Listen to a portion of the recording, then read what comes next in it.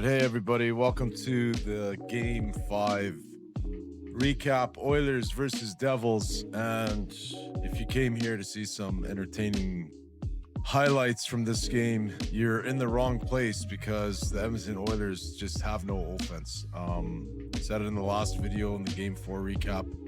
The offense just is not producing. Very boring hockey to watch. I don't know what is going on.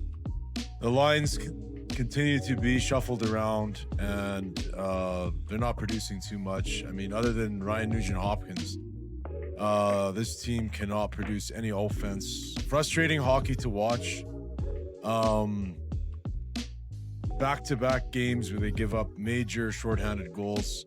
Both the breakaways downtown. Connor Brown does it tonight. The former Oiler haunts us. I could have told you that he's going to come back and haunt this team one way or another, as usually happens with former Oilers, but that's just the way the cookie crumbled tonight. 5-3 final, but at one point it was 4-1. Lazar scores with 1.6 seconds left to give the Oilers 3 goals, but realistically this game was pretty much all Devils, and the Oilers fall to the New Jersey Devils by a score of 5-3. The Oilers are now 2-2-1 on the season, and again, they could easily be 1-4. That Vancouver game so far has really been the only game that they deserve to win, and they got away with one against the Rangers.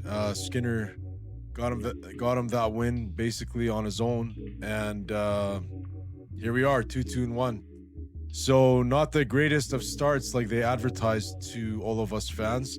They're gearing to go for that, and honestly, I just see no mojo with the offense whatsoever. And again, a lot of new faces in the lineup, consistent line changes. It's going to be tough to see what happens, but they don't have to wait too long. They play again in another matinee tomorrow against the Detroit Red Wings, so we'll see how that plays out. Having said that, let's go straight to Twitter X here. Once again, you can follow us on Twitter /X, Instagram, and TikTok. Our handle is @FrozenOilHockey. And if you have not subscribed to the channel, please consider subscribing. We'd really appreciate it. And let's switch right on over to Twitter. I wonder how this is going to go. First one from DC @David_Co. Who needs offense when the Oilers can scratch young players in Philp and Howard for the Lazar type of players in the world? Knoblauch is not a good coach, and the naysayers cannot change my mind. So some of the Oiler faithful really getting on the back of Chris Knoblauch with the constant shuffling of players in and out of the lineup. And I have no idea why you would take Philp out, especially after he scores a goal. It's just kind of been downhill from there. So DC is not very happy. Most of oil country isn't very happy right now. So let's go on to the next one. Here is a cool picture of Matt Savoie.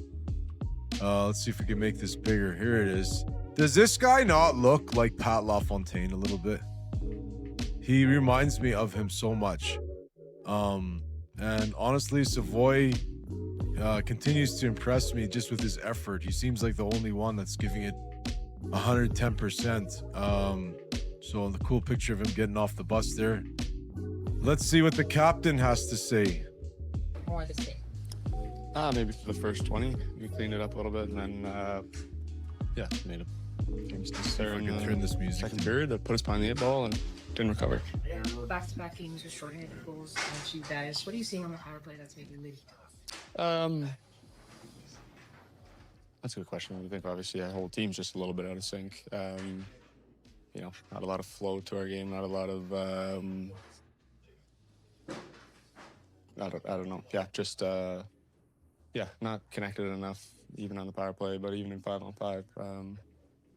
Talk about, I think, did it feel like a afternoon game in October where you're trying to figure stuff out? You know what I mean? Like, it's a lot of games to figure out. Well, I mean, these 2 points still count, and we talk about getting off to a good start, and we want to get off to a good start. So these games matter, and it's important, and we didn't find a way to win or get better today. So maybe the second part's a little more important than the first. Results matter, but I didn't like that we didn't seem to get any better today. Yeah, it feels like you're not scoring your team, and now every mistake is just so much more important, right? Is the lack of offense putting pressure on everything else around here? For sure. I mean, obviously, when you're scoring goals and you're firing on all cylinders, you can afford a mistake here and there, and obviously we can't afford many mistakes right now with the way we're going offensively. So we got to find a way to clean up the mistakes first, and he seems pretty chill about the situation. That offensive question, most times in hockey, it comes back to doing it simpler, taking it to the net, getting shots to the net. You guys, I'm not here to tell you how to score goals, but stop moving around, Connor. I think you guys too. Yeah, of course. I think everybody can be simpler. Everybody can do things a little bit easier, more predictable for each other. Get more pucks to the net, get more bodies to the net. All the cliches. They're cliches because they work. So it's a nice way to get ourselves out of it, and that'll be the focus moving forward, and we'll get back to our game here. A lot of time here before the next game, right? So what's one thing maybe you want to really drill in on as you try to you don't have a lot of time and you try to... I think that's a good thing. You don't like sitting on losses, so it'd be nice just to get to Detroit and get going again. Well, I don't know if that's a good thing, because if they're going to play again the way they did tonight, it's going to be a very difficult challenge against the Red Wings in Detroit. But again, one of the things that, and I'm not expecting Connor McDavid to have the answers to this, but when they start talking to the coaching staff, they got to, at some point, bring up the turnovers, because the turnovers really, at the end of the day, are they're hanging around. It was 2-1 at one point. They're hanging around, and then the turnovers just cost them, any chance of coming back in the game. It's so frustrating to watch, and that's really what needs to be addressed, is the amount of turnovers that are occurring. And it's not just from, Nurse and Bouchard. There's been some major turnovers today. For example, Draisaitl with a huge turnover in the defensive zone almost led to a goal. So they're just not looking sharp out there. Next one from Zach _ Oil73. Oilers got to come out stronger tomorrow. Hopefully Wallman is back. Need a shooting mentality. Only way they're going to score. October Oiler woes continue. Tell me about it. Tyler DT, Oiler fan base fed up right now isn't because of learning curves. It's because this is truly a concerning team. They don't even look like they could get it together. It looks so bad. Nothing good. Yeah, it looks pretty dark right now. Next one from Bleed Oil and Blue. Oilers, 7 minutes left. You let them score shorthanded. You had the PP to tie it. That's 2 games in a row. Back-to-back games, shorthanded goals. Oilers, be selfish. Go to the net and shoot. All this passing. 2-2-1. Move on to Detroit. Next one from Captain Jack. Ex-Oiler Connor Brown with the dagger after we gave the guy a standing ovation for skating all the way to Lethbridge or something before scoring a single goal. Yeah, and Connor Brown comes back to haunt us. And that's really, again, I made this point in the season preview video, is we're missing a lot of these like character guys on the team, these grit guys, these guys that can, score you big goals. it's not that he didn't have a lot of chances when he was with the Oilers. He just couldn't put the puck in the net, but he had a tremendous amount of chances, even shorthanded. We don't have that guy right now. We're putting McDavid and Draisaitl on the penalty kill. I don't like that. People are applauding it. I don't like it because the last thing we want, you know, is one of them to have to block a shot and get injured. So that's why I'm against it. But we had guys that would generate stuff at the right moments. They were role players. You know, Corey Perry's another one. Evander Kane is another one. We just don't have those guys to kind of boost the team when they need it. And that's why we're watching this kind of hockey. Really haven't been enjoying watching the Oilers so far this season. Boring ass hockey. Knoblauch making the offense look stale. Very true. Next one from Dan Fika. Darnell Nurse should be ridiculed on all media talk shows for that turnover. And yeah, that was the fourth goal there for the New Jersey Devils. Just a brutal turnover by Darnell Nurse. And he continues to pinch. It's unbelievable.